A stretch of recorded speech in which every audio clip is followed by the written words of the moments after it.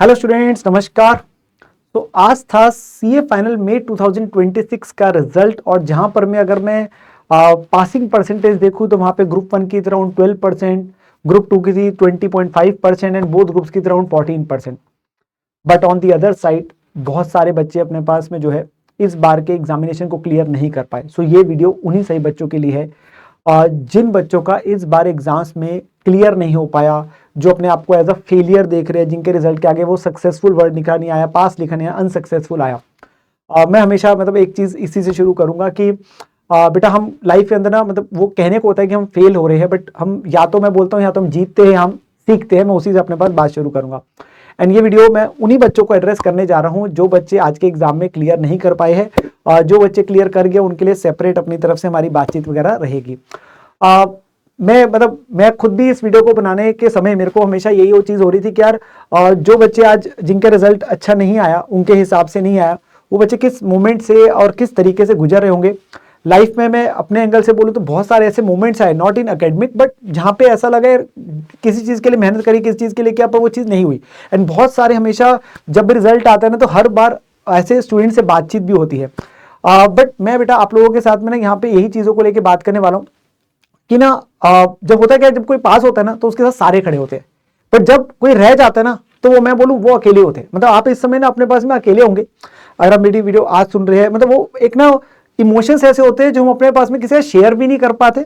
हम अंदर ही अंदर सोचते रहते हैं यार मेरे में ही कोई कमी थी, मैं गलतियां करी, मैं ही कुछ ना कुछ नहीं कर पाया जिसकी वजह से मेरा रिजल्ट रह गया। सारे के सारे हमारे ऊपर डाउट करना शुरू कर देते, चाहे कोई कुछ कहता नहीं है बट कहीं ना कहीं सारे हमारे ऊपर डाउट करना शुरू कर देते कि आपने कुछ ना कुछ नहीं किया होगा, ठीक है ना, जिसकी वजह से हमें खुद और डाउट आना शुरू हो जाता है। तो मैं यहाँ पे ना सबसे पहले इसी चीज से शुरुआत करूंगा। देखिए कि ना हमें अपने रिजल्ट की ना खुद जिम्मेवारी लेनी पड़ेगी। We have to accept that.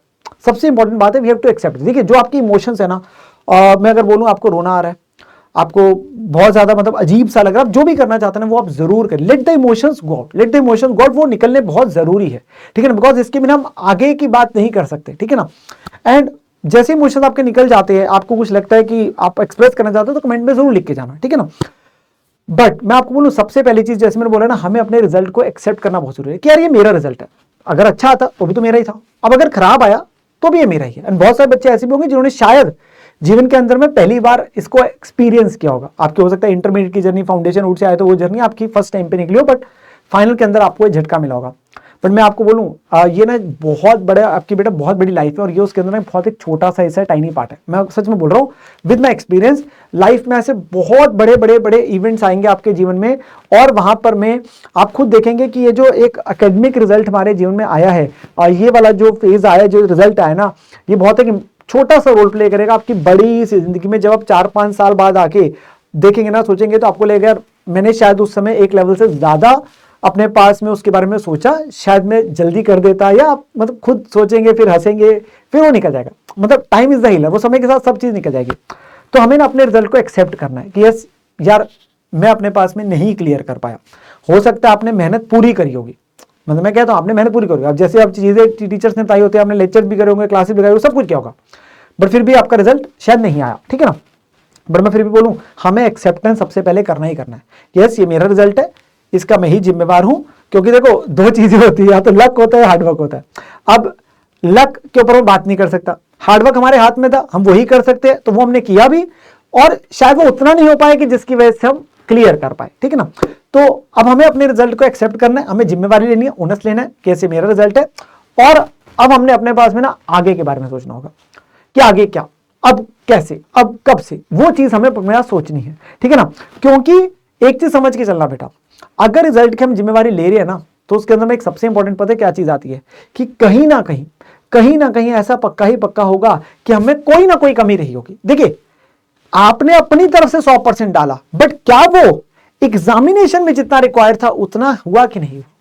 और ये बात ना मैं पता क्यों बोल रहा हूं, क्योंकि जब भी रिजल्ट आता है ना तो बहुत सारे ऐसे बच्चों से ही बात होती है जो बच्चों के पिछले अटेम्प्ट में या उससे पिछले अटेम्प्ट में नहीं निकला होता, एक अटेम्प्ट 2 अटेम्प्ट, और फिर वो अगली बार निकलते हैं, तो वो खुद बोलते हैं कि सर हमने ना पहले अटेम्प्ट में या दूसरे अटेम्प्ट में ना हमने ना ये कमियां करी थी, ये गलतियां करी थी, शायद मैंने सिर्फ लेक्चर देखे थे, राइटिंग प्रैक्टिस नहीं की थी, शायद मैंने ना अपने पास में टेस्ट नहीं दिए थे, शायद मैंने ये चीज नहीं की थी।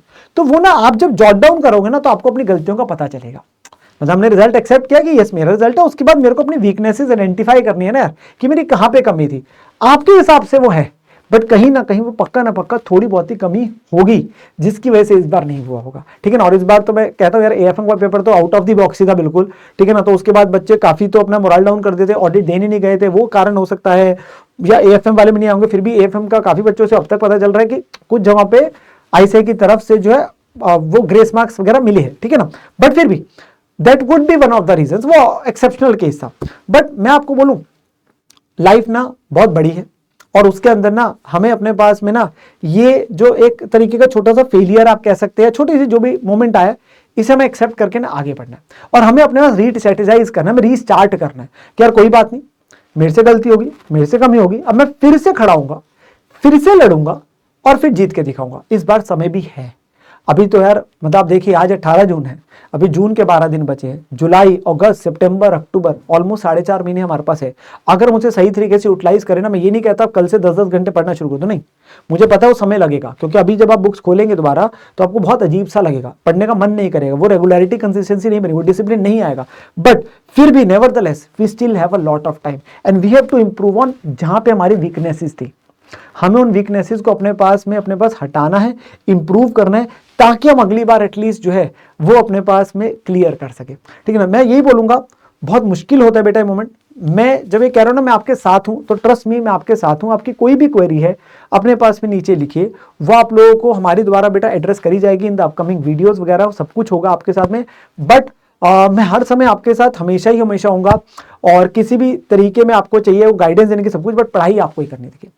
पढ़ाई तो एट द एंड आपको ही करने, वो जो सीए के 2 सुनहरे शब्द वो आपके नाम के आगे लगने हैं। और मैं बोलूं, जब आप कल को सीए बन जाएंगे ना, मतलब इस टर्म में नहीं बने कोई दिक्कत की बात नहीं, जब अगले टर्म में बनेंगे ना, तो आप खुद अपने पास में बोलेंगे यार वो भी एक मोमेंट था जब मैं अपने पास में नहीं कर पाया था, बट मैं फिर से खड़ा हुआ था और अपने पास करके दिखाया। तो वो हमने कल को किसी को सक्सेस स्टोरीज बतानी भी तो है ना, सक्सेस स्टोरी भी तो बतानी ना। और एक चीज बोलूं मैं, अभी हमें शायद लग रहा होगा कि अच्छा नहीं हुआ, मैं भी आपके साथ हूं, इस समय आपको लग रहा होगा अच्छा, बट आपको बोलूं जो होता है कहना आसान है, वो अच्छे के लिए होता है। और ये बात आपको बाद में कभी ना कभी 2 साल 3 साल बाद ये बात आपको रियलाइज होगी कि ये भगवान जो भी करता है वो अच्छे के लिए करता है। चाहे आज हमें वो चीज नहीं लग रही होगी, बट इसको मैं बोलूंगा, इन चीजों को सुनकर, इन चीजों को मान करना, अपना फिर से ना कोशिश करना, हम जितनी जल्दी रीस्टार्ट कर सके वो सबसे इंपॉर्टेंट होगा। हम अपने पास 2 दिन 4 दिन 5 दिन खराब कर ले, बट उसके बाद हम फिर से खड़े होंगे, फिर से लड़ेंगे, और हम अपने पास फिर से क्लियर करते हैं। तो मुझे ना आप लोगों से बस एक प्रॉमिस चाहिए कि सर हम ना अपनी तरफ से ना अपनी पूरी जी जान लगा देंगे अगले टाइम में। देखिए अगेन मैं बोल रहा हूँ, रिजल्ट आपके हाथ में नहीं है, बट हार्डवर्क तो हमारे हाथ में है। And trust God, trust parents, और ट्रस्ट ऑल दोस्त जो आप लोग, मतलब बहुत लोग आपसे प्यार करते हैं यार, ठीक है ना। तो विश्वास करिए सब पर, आप लोग, मेरा पूरा विश्वास है आप सभी पे, आप बहुत अच्छा करेंगे। एंड अपने ऊपर भी आप अपना विश्वास रखिए कि आप कर सकते हैं। ये मत सोचना कि हम नहीं कर सकते, वो समय ऐसा लगता है कि हम नहीं कर सकते, बट आप कर सकते हैं, मुझे पूरा विश्वास है। तो आप फिर से खड़े हुए, फिर से लड़े, और हम फिर से अपने पास में एग्जाम्स क्लियर करके दिखाएंगे। अब हम और बढ़िया तरीके से मेहनत करेंगे आप लोगों के लिए। आगे स्ट्रेटेजीज वगैरह जो डिटेल है वो अगली वीडियोस में आ जाएगी, बट मेरे लिए था कि मैं आप लोगों से कुछ बातचीत वगैरह कर लूँ। रैंडम रिजल्ट आया था, ठीक है ना, तो मुझे था एक बार फीलिंग शेयर हो जाती है आप लोगों के साथ में। आपके मन में कोई भी चीज़ है जरूर कमेंट के अंदर अपने पास में बताइएगा एंड डिस्कस करिएगा। टेक केयर मेरे प्यारे बच्चों, बाय बाय।